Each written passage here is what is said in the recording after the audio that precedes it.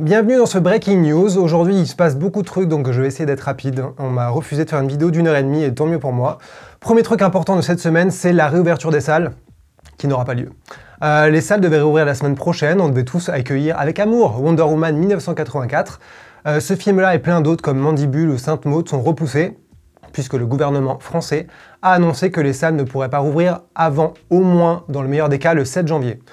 Ça a énormément de conséquences, évidemment. La première, c'est que plein de monde est super énervé du côté des distributeurs, des acteurs, des cinéphiles, de nous, enfin à peu près de tout le monde. Les réactions qu'on voit pour l'instant, en gros, c'est d'un côté, les distributeurs, les acteurs, les cinéastes commencent à s'énerver encore une fois en disant que le secteur de la culture, il est abandonné, qu'il n'y a aucune raison de laisser les salles fermées, que ce monde-là est en train de crever, que la culture est importante. Roselyne Bachelot a commencé déjà à répondre à notamment Pierre Ninet en disant on n'a pas le choix, c'est la sécurité, c'est la prudence. De l'autre, on a Mathieu Kassovitz qui, pour une fois, encore une fois plutôt, n'a pas perdu une occasion de foutre la merde en disant que pour lui, c'était pas grave, que de toute façon les salles sont vouées à être fermées à un moment ou un autre, que tout ce qui se passe aujourd'hui, ça ne fait juste qu'accélérer un processus naturel et que la culture n'est pas si indispensable dans les salles de cinéma actuellement puisqu'on peut la consommer chez soi. Dans tous les cas, ce qui est intéressant, c'est qu'on peut regarder un cas comme Wonder Woman 1984, qui illustre un peu tous les problèmes de ce genre de situation. C'est que le film devait sortir en France le 16 décembre, c'est-à-dire une dizaine de jours avant sa sortie américaine le 25 décembre. Et pourquoi c'est important? C'est parce qu'aux États-Unis, il va sortir à la fois dans les salles de cinéma et en streaming sur HBO Max. Pourquoi c'est important? C'est que à partir du 25 décembre, en gros, le film sera disponible en téléchargement illégal, en très bonne qualité, en HD. Ce qui veut dire qu'à partir du 25 décembre, le monde entier, peuplé de pirates, va télécharger le film, ce qui va clairement abîmer sa carrière internationale. C'est pour ça que Warner Bros avait évidemment décidé d'avoir un créneau, un décalage entre les sorties internationales et américaines. Là maintenant, ils sont un peu dans une impasse parce que le film va a priori sortir aux États-Unis comme prévu. En France, il va plutôt sortir en janvier, dans le meilleur des cas. On ne sait pas comment ça va être dans le reste du monde, mais ce qui est évident, c'est que, si on veut parler juste du public français, beaucoup de gens vont sûrement consommer, télécharger Wonder Woman autour de Noël de manière illégale. Donc ça va être assez intéressant de voir comment ça va se passer, comment ça peut abîmer la carrière du film, sachant que déjà, ce film-là aura une carrière très compliquée entre HBO Max et les salles de cinéma selon le monde, selon l'endroit dans lequel il sort. Donc bref, ça fout évidemment la merde. Et Warner Bros. En France a déjà confirmé une chose, c'est que le film sortira bien en salle. C'est-à-dire qu'il ne sera pas balancé sur Warner TV ou sur une autre plateforme de streaming. Ce qui peut rassurer ou pas, je ne sais pas. En tous les cas, Wonder Woman reviendra au cinéma en 2021. À un moment ou un autre. Alors après, on passe au vrai truc de ce Breaking News, puisqu'on ne parle pas assez de Disney, et aujourd'hui, Disney a beaucoup d'annonces à faire. Hier, il y a eu ce qui est appelé le Investor Day, c'est-à-dire c'est un grand moment où tout le monde chez Disney se réunit pour faire de grandes annonces qui sont normalement centrées sur le business. Là, comme il y a eu une année sans Comic-Con et sans plein de toutes ces grandes réunions où on annonce les nouveaux projets, ils ont utilisé ce Investor Day pour en gros faire une énorme vague d'annonces. On a été inondé de projets, de séries, de films, de photos, de bandes-annonces, c'est un sacré bordel. On va commencer par le plus gros morceau, un des deux plus gros morceaux, c'est l'univers Star Wars. Déjà, Disney a commencé ce Investor Day en annonçant que dans les prochaines années sur Disney+, il y aurait environ une dizaine de séries Star Wars. Oui, une dizaine. On va respirer. Dans les annonces qui ont été faites sur les projets plus ou moins nouveaux, en tout cas les trucs qui ont le plus attiré l'attention, il y a notamment une série Bad Batch, qui est donc la série suite de Clone Wars, une série qui s'est terminée il n'y a pas longtemps et que les fans adorent. Donc il y a une bande-annonce, les gens sont excités là-dessus, mais c'est surtout qu'il y a des séries qui sont totalement nouvelles qui ont été annoncées. Il y a notamment une série sur Ahsoka Tano. Le nom, c'est pas un rébus, c'est le nom d'un personnage qui est très important dans la mythologie de Star Wars et qui vient d'apparaître sous les traits de Rosario Dawson, enfin sous les traits, plutôt qu'il y a un maquillage avec Rosario Dawson dessous et elle vient d'apparaître dans The Mandalorian saison 2. Elle aura sa série à part entière, bien à elle, et c'est une grande nouvelle, je pense, pour les fans. Puisqu'encore une fois, c'est un personnage de Jedi super aimé et important. Il y a aussi un autre spin-off de Mandalorian qui s'appelle Rangers of the Republic, et une autre série, encore une fois, dans l'univers de Mandalorian dérivé, qui s'appelle The Acolyte, et qui sera centrée sur la chute de la Haute République, ou la High Republic, et plutôt du côté obscur, en tout cas, il y a des trucs sur le côté obscur de la Force. Il y a aussi une série sur Lando qui va arriver, ce personnage qu'on a vu dans la trilogie originale, qui est revenu dans le film Solo A Star Wars Story. On ne sait pas si cette série sera centrée sur le jeune ou le vieux Lando, mais en tout cas, encore un vieux meuble de la série Star Wars, enfin de l'univers Star Wars qui est ressorti, remis sur le devant de la scène. À côté de ça, il y a des trucs qui sont plus ou moins évidents ou plus ou moins intéressants. Mandalorian aura droit à une saison 3, évidemment. La série dérivée de Rogue One s'appelle tout simplement Andor, puisque c'est le nom du personnage. Et la série sur Obi-Wan Kenobi s'appelle Obi-Wan Kenobi. Ça, c'est pas très intéressant. Le seul truc qui a un peu excité un petit peu les esprits, c'est que Hayden Christensen reprendra son rôle de Dark Vador dans la série Obi-Wan face à Ewan McGregor. Et on nous a déjà promis un combat de titans, encore une fois, entre ces deux-là. Ça, clairement, c'est la petite carotte qui a été donnée au public pour les exciter, sachant que l'épisode 3, la prélogie, est quand même assez aimée, et que Hayden Christensen avait sûrement besoin d'un rôle pour revenir sur le devant de la scène, puisque peut-être que la dernière fois qu'il a fait un truc intéressant, c'était nourrir ses chevaux dans un ranch, je ne sais pas. À côté de ça, il y a des films Star Wars qui ont été lancés. Il y a un film qui est assez excitant, je pense, qui s'appelle Rogue Squadron, qui est réalisé par Patty Jenkins. Patty Jenkins, c'est la réalisatrice qui a le vent en poupe en ce moment. C'est celle qui a fait Wonder Woman, qui fait Wonder Woman 1984, qui fera Wonder Woman 3, qui est aussi derrière la prochaine série Wonder Woman qui a été annoncée autour des Amazones. Elle est rentrée dans l'histoire puisque c'est une des premières et seules femmes réalisatrices à avoir été à la tête d'un budget de blockbuster et à avoir eu autant de records et de succès au box-office. C'est triste, mais c'est la réalité, peu importe ce qu'on pense du film. En tout cas, Patty Jenkins a vraiment maintenant une place importante dans l'industrie, et elle est passée de Warner à Disney, elle qui avait failli faire Thor 2 à l'époque. C'est intéressant puisqu'elle s'était barrée en voyant de manière très gentille qu'elle n'allait pas s'entendre à faire un film intéressant. Bref, il se passe beaucoup de trucs du côté de Star Wars, et je vais pas dire beaucoup de choses sur le film animé qui s'appelle The Droid Story, qui est centré sur R2D2 et C3PO, parce que j'ai pas envie d'être méchant, je vais encore me faire engueuler. Ensuite, on passe à l'autre gros morceau de beefsteak, c'est sur Marvel. Il y a plein de séries qui ont été confirmées, qui ont été datées et surtout annoncées. Alors dans la vague de nouvelles séries, on peut citer notamment Ironheart, qui est une série centrée sur un personnage qui s'appelle Riri Williams. C'est une jeune adolescente afro-américaine qui est très douée, technologiquement parlant, et qui arrive à se créer elle-même une armure de Iron Man, ce qui fait qu'elle a été créée dans les comics, annoncée et présentée très rapidement comme la Iron Woman, le futur d'Iron Man, et on voit à quel point Marvel essaye vraiment de recycler ses personnages.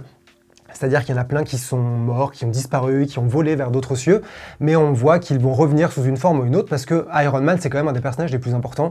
Donc évidemment qu'il y aura un futur du côté d'Iron Man. Du côté d'Iron Man, on a également le retour de War Machine dans une série qui s'appelle Armor Wars. Et du côté de la carrière de Vin Diesel, il y a la série I Am Groot. Alors monsieur fait du forcing visiblement pour continuer à rester dans l'univers, en tout cas je rigole, il est dans l'univers de toute façon avec les Gardiens de la Galaxie. C'est une série animée, donc non seulement on ne le verra pas, non seulement il sera animé, mais en plus a priori il a toujours que quelques répliques puisque la série s'appelle I Am Groot. Du côté du troll what the fuck, il y a un Holiday Special qui a été annoncé, c'est-à-dire un film en marge des Gardiens de la Galaxie pour Noël 2022. Qu'est-ce que c'est un Holiday Special? Certains s'en souviennent avec douleur de l'époque de Star Wars, puisqu'il y avait eu un Holiday Special absolument monstrueusement atroce, avec des Chewbacca dégueulasses et des boules de poils de tous les côtés et des espèces de petits bonhommes qui dansaient. Enfin bref, c'est un grand souvenir, on en a fait une vidéo d'ailleurs dessus il y a quelques années, avec de la bière. Et il y aura donc un Holiday Special par James Gunn. Est-ce que ça va être une grosse blague? Est-ce que ça va être un gros troll? Est-ce que c'est le futur du what the fuck chez Marvel? On se pose tous la question. Le truc le plus sérieusement intéressant, c'est peut-être qu'il y a une série Secret Invasion qui a été annoncée. C'est un arc très connu des amateurs de comics parce que c'est une grande histoire du côté des Avengers dans l'univers Marvel. On se disait tous qu'a priori c'était pour le futur dans les prochaines années, dans les prochaines phases, parce que c'était digne d'un événement, la Avengers. En gros, c'est une histoire où à un moment, tous les héros se rendent compte qu'en fait, parmi eux, il y a des doubles, des imposteurs qui viennent en fait de l'espace, qui sont des aliens appelés Skrulls, qui ont la capacité de prendre l'apparence d'autres gens. Donc en gros, commence une ère de paranoïa, de peur, de guerre silencieuse, de Secret Invasion, qui fait que tous les héros peuvent en fait se révéler, même aux yeux du lecteur, un ennemi depuis des années, depuis des numéros entiers. Ça c'est intéressant puisque c'est un arc qui a été largement teasé dans Captain Marvel et surtout à la fin de Spider-Man Far From Home, c'est-à-dire les films de la fin de la phase 3. Dans Captain Marvel, on découvrait la race des Skrulls, puisque c'était a priori des ennemis qui en fait étaient plutôt des victimes, donc l'héroïne Captain Marvel, incarnée par Brie Larson, finissait par les défendre et se mettre de leur côté. Et à la fin de Spider-Man Far From Home, on découvrait qu'en fait, il y avait déjà des doublures, enfin des copies, des imposteurs sur Terre, sauf que c'est en fait avec l'accord de Nick Fury. On se rendait compte que Nick Fury et sa pote Maria Hill étaient en fait des Skrulls maquillés avec leur apparence, et tout ça était en fait une sorte de plan pour des raisons encore inconnues, puisque Nick Fury était à bord d'un vaisseau Skrull à la fin du film, et on pouvait se dire, tiens, Secret Invasion arrive, comment ils vont renverser peut-être le truc en faisant des Skrulls des gentils. En tout cas, c'est annoncé, ça va arriver sur Disney+, une série avec le retour de Samuel L. Jackson, évidemment. Du côté des bandes annonces, il y a eu la première bande annonce spectaculaire, a priori, de la série Falcon and the Winter Soldier, qui est une série franglaise, puisque ce sera Falcon et le soldat d'hiver. Ça arrive en mars, bon, j'ai pas grand chose à dire, hein, c'est une sorte de buddy movie avec des explosions, voilà. J'ai pas envie d'être méchant non plus, donc je vais juste dire que vous devriez regarder la bande-annonce. Il y a aussi la bande-annonce de la série animée What If, qui est plutôt amusante, puisque ça reprend un truc des comics. En gros, ils imaginent des petites parenthèses, et si ceci est arrivé, et si machin était mort, et si en fait le costume était porté par sa grand-mère. Ça peut donner des trucs un peu amusants, tous les acteurs sont revenus pour prêter leur voix. C'est plutôt une sorte de petite sucrerie qui va être offerte l'été prochain, a priori sans grand impact autre que le plaisir pour les fans. Et surtout, la première bande-annonce de la série Loki. Alors, a priori, c'est pas le truc qui m'excitait le plus à vue de nez, sauf que la bande-annonce est assez amusante. Déjà, elle a beaucoup plus de style que la majorité des bandes-annonces de Marvel. La musique est super cool. Je le dis depuis le début de la journée dans la rédaction, je pense qu'ils en ont marre de l'entendre, mais sachez-le, la musique est vachement bien. Et surtout, on voit que visuellement, il y a vachement de travail, il y a beaucoup de voyages. Ils ont présenté depuis le début Loki comme une sorte de Doctor Who.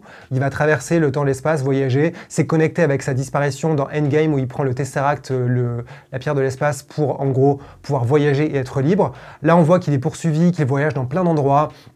C'est une sorte de attrape-moi si tu peux, de arrête-moi si tu peux dans l'espace. Ça a l'air assez cool, visuellement un peu plus stimulant. On n'est pas entre des buildings et des décors chiants avec des arbres et du béton. Donc Loki est peut-être le truc le plus excitant qu'il y ait à l'horizon de Disney+ et Marvel. Du côté du cinéma, prenons une grande respiration. Il n'y a pas eu de grande annonce, c'est surtout des confirmations.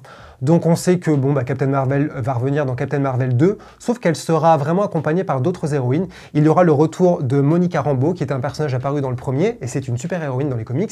Et il y aura à ses côtés Miss Marvel, qui est donc aussi une super-héroïne, qui a droit à sa série sur Disney+, et qui sera déjà au cinéma dans Captain Marvel 2.